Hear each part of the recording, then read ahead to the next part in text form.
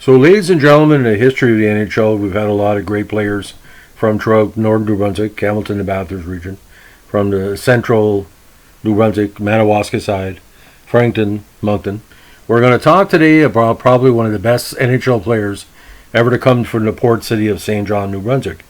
And he's memorable not only because he was a stalwart in the NHL for 10 years, give or take, in the 1970s.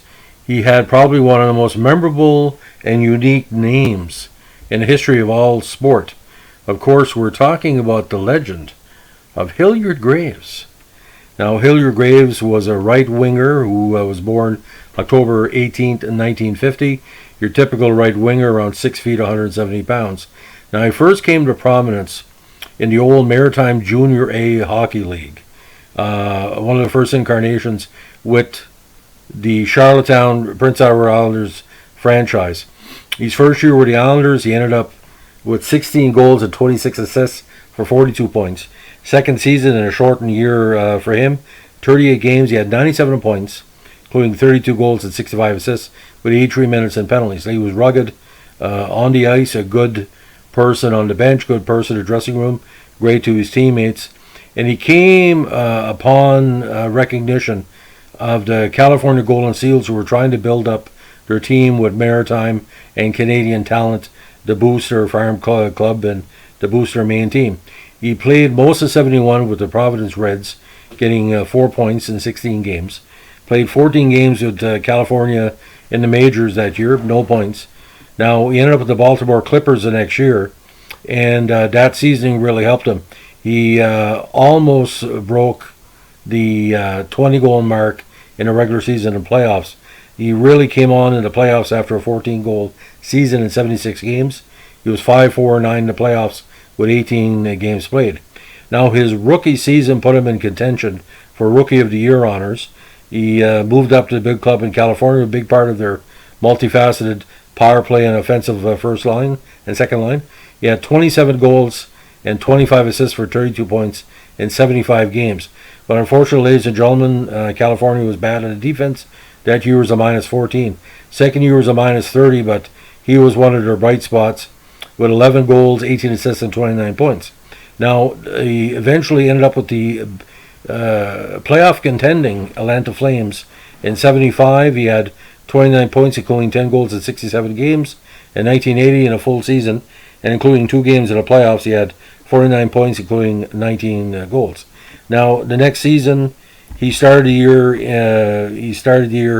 kind of 2 places. He split time with Vancouver and Atlanta with 79 games, 18 goals, and 43 points. Now, he ended up with Vancouver in 78, and with 21 goals, 26 assists, and 47 points. Split time in 79 between the New Brunswick Hawks, 23 points in 18 games. With Vancouver, 26 points, including 11 goals in 62 games. Now, in 1980, that's where his career started to really fade out. He had problems with injuries and, a long-term, health situation. He played 35 games with the Jets that year with 1 goal. Played 16 games with the Hawks. He had 3 goals. And he also split time with the Tulsa Oilers of the CHL, getting 5 points in 5 games. So not too bad of a career. And what really stood out for me, he had a great playoff for the Hawks in 1980, where he had 14 points in 17 games, which for a lot of people was his last kind of kick of the can, because that was probably his best playoff year in my estimation. Now, Graves, always a good time when you say Graves, and there was Graves food named after him too, his extended family. NHL totals: 556 games, 118 goals, 163 assists, 281 points with 209 minutes and penalties, and 2 games in the playoffs with no points and no penalty minutes. So, outstanding St. John athlete, has been inducted in Wall of Honors and Hall of Fames throughout his general region and the province. Hilliard Graves hockey cards were a kind of treat for the card flippers back in the day, because how it worked, ladies and gentlemen, and Graham Farlott, my buddy, can back me up. We used to flip cards. It was never Toronto or Montreal or the New Brunswick players like Buster Harvey, Hilliard Graves, or former Maple Leafs or former Habs. Anytime you got a Hilliard Graves card, you would always take it home and say, "Hey, Dad, we got with the guy from St. John in the pack." And I think his most interesting card was his Vancouver card from '77. He looked really cool in the Vancouver jersey because on the back, imagine getting the face off and his last name is Graves, and that guy's getting aggressive with you. If he was a goon, I mean, he'd win every fight. How can you beat somebody called Graves? He was even like the comic book, The Many Ghosts of Dr. Graves. So, ladies and gentlemen, again, that's the rookie season. I don't know when the last time a New Brunswick athlete in the NHL was a contention for the Rookie of the Year honors.